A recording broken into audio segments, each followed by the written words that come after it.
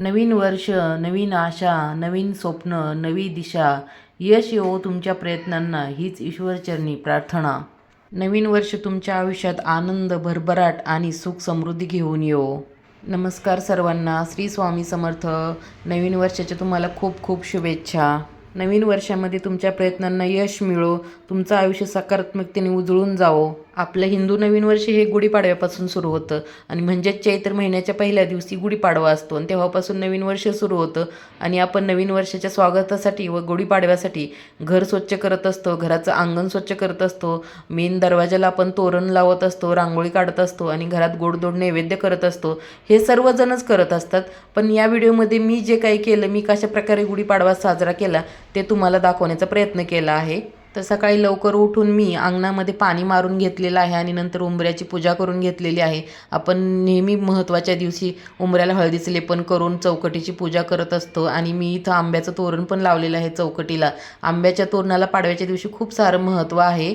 नंतर करत आहे मी गुढी उभारण्याची तयारी. तर इथं कलशावरती स्वस्तिक वगैरे काढून घेत आहे आणि साडीच्या मिऱ्या वगैरे करून गुढीसाठी साडी तयार करत आहे.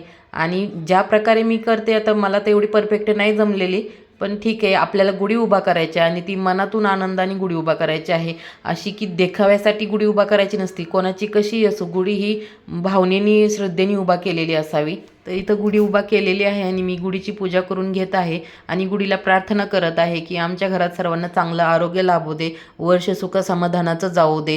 गुढीपाडवा सण 3.5 मुहूर्तापैकी एका मुहूर्तावरती साजरा होत असतो आणि या दिवशी खूप सारे लोक नवीन नवीन गोष्टी करतात. कोणी नवीन घर खरेदी करतं, तर कोणी नवीन गाडी घेतं, तर कोणी नवीन व्यवसायाला सुरुवात करतं. तर काही लोकांनी संकल्प केलेला असतो की या वर्षभरामध्ये मी या गोष्टी करणार आहे. ज्यांनी काही खरेदी केली, काही नवीन व्यवसाय सुरू केला, त्या सर्वांना शुभेच्छा. आणि ज्यांनी काही करण्याचा संकल्प केलेला आहे त्यांचे संकल्प या वर्षभरामध्ये नक्की पूर्ण होत या पण शुभेच्छा. इथं मी आता देवपूजा करून घेत आहे आणि मी देवघराला दोन्ही साईडला आंब्याची ढाळे लावलेली आहे आणि कलशाला पण आंब्याची पानं लावलेली आहेत. आणि बघा, आपण जेव्हा सण असो किंवा कोणतं मंगल कार्य असो तेव्हा आपण दरवाजाला पण आंब्याचं तोरण लावत असतो, तर ते शुभ मानलं जातं. आणि पाडव्याच्या दिवशी पण आंब्याच्या पानांना खूप महत्त्व असतं. आणि मी इथं देवपूजा करून घेतलेली आहे. पाडव्याचा दिवस असल्यामुळं छान मस्त देवपूजा केलेली आहे आणि नंतर मी इथं थोडी सेवा करून घेत आहे. आता पाडव्याचा दिवस 3.5 मुहूर्तापैकी एक मुहूर्त असतो, त्यामुळे माता लक्ष्मीची सेवा झालीच पाहिजे. स्त्रीसुक्ताचं पठण केलेलं आहे, पुरुष सुक्ताचं पठण केलेलं आहे, जेणेकरून माता लक्ष्मी आपल्या घराकडे आकर्षित होत असते. कोणताही सण असो किंवा उपवास असो, मला माझं देवघर असं फुलांनी सजवायला खूप आवडतं आणि ते फुलांनी सजलेलं पाहिलं की मन एकदम प्रसन्न होतं. त्यानंतर मी करत आहे स्वयंपाकाची तयारी आणि मी इथं पुरणपोळी नाही बनवत आहे, मी आज श्रीखंडपुरी बनवणार आहे. त्यासाठी मी इथं बटाटे उकडायला लावलेले आहेत. आणि सकाळपासून खूप सारं काम केल्यामुळे मी इथं मध्येच ठेवलेला आहे चहा, कारण पूर्ण स्वयंपाक व्हायचा आहे, जेवायला वेळ होणार. आणि कोणाकोणाला चहा असा मध्येच घ्यायला आवडतो, मला तर चहा खूप आवडतो, कारण चहा पिल्यामुळे मग पुढचं काम करण्यासाठी थोडासा फ्रेशपणा जाणवतो. बघा, जेव्हा आपल्याकडे कोणताही सण असतो तेव्हा आपल्याकडे दुप्पट काम असतं. म्हणजे सणाची तयारी, पूजा अर्चा असते आणि स्वयंपाक. आपल्याकडे नेहमी सणाला गोडधोड स्वयंपाक असतो, जास्त करून तर पुरणपोळीच असते. पण स्त्रियाला रोजच्या स्वयंपाकाचा कंटाळा येतो, पण सणाच्या दिवशी बघा प्रत्येक स्त्री ही आवरून, स्वतःचं आवरून, देवपूजा सर्व गोष्टी करून स्वयंपाक पण आवडीने करत असते ती. कारण की आपल्याकडे प्रत्येक सणाचं वेगळं महत्त्व आहे. प्रत्येक सण हा वेगळ्या कोणत्या तरी कारणासाठी साजरा करण्याची प्रथा आहे.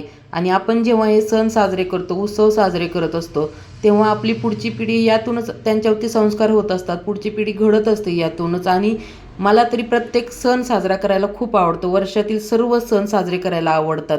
कारण बघा, आपण सणाच्या निमित्ताने खूप साऱ्या गोष्टी करत असतो. खूप सारे सणाच्या दिवशी आपण घर अंगण आवरत असतो, अंगणात रांगोळी काढत असतो, घर सजवत असतो. आणि अशा गोष्टी केल्या की घर एकदम प्रसन्न होतं, घरात एकदम प्रसन्न वातावरण असतं. आणि घर प्रसन्न असेल तर आपल्यालाही उत्साह वाटतो काम करण्यासाठी. आणि पाडव्याचा सण तर चैत्र महिन्यात येत असतो आणि चैत्र महिन्यात बघा झाडांना नवीन पालवी फुटत असते. पहिली सर्व पाने गळून जातात जुनी आणि नवीन पाने फुटतात, त्यामुळे झाड एकदम हिरवीगार दिसायला लागतात आणि पक्ष्यांची किलबिलाट ऐकायला येते. या महिन्यामध्ये वातावरण जास्त गरम पण नसतं आणि जास्त थंड पण नसतं, त्यामुळे वातावरण एकदम प्रसन्न वाटतं. आणि ह्या महिन्यामध्ये ना फुलं, खूप सारी फुलं उमलतात वेगवेगळी, त्यामुळे वातावरणात एकदम सुगंध असतो.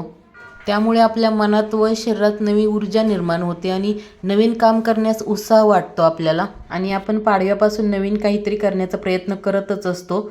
आणि आज पाडवा असल्यामुळे मी इथं श्रीखंडपुरीचा बेत केलेला आहे, कारण गुढीला नैवेद्य दाखवायचा आहे आणि गुढीपाडव्याला पुरणपोळीपेक्षा जास्त महत्त्व असतं ते श्रीखंडपुरीलाच असतं.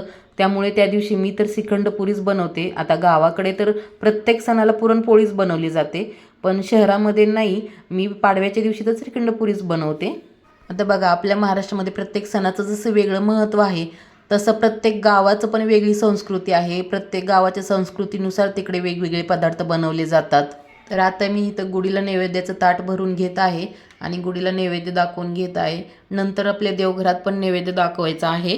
तर तुमच्या भागामध्ये गुढीपाडव्याच्या दिवशी कोणत्या पद्धतीचा नैवेद्य बनवला जातो हे कमेंट करून नक्की सांगा. आणि इथं मी गुढीला नैवेद्य दाखवून घेत आहे. तर बघा, थोडक्यात मी गुढीपाडव्याचं माझं रुटीन दाखवलेलं आहे सकाळपासून, की काय काय केलेलं आहे ते. जर तुम्हाला हे व्हिडिओ आवडला तर व्हिडिओला लाईक करा आणि कमेंट करून नक्की सांगा. तर नवीन वर्षाच्या तुम्हाला खूप साऱ्या शुभेच्छा. नवीन वर्षामध्ये तुमचे सर्व संकल्प पूर्ण होत, तुम्हाला छान आरोग्य लाभो, तुमची सर्व स्वप्न पूर्ण होत ही स्वामींचरणी प्रार्थना. चला तर भेटूया नवीन व्हिडिओमध्ये. धन्यवाद.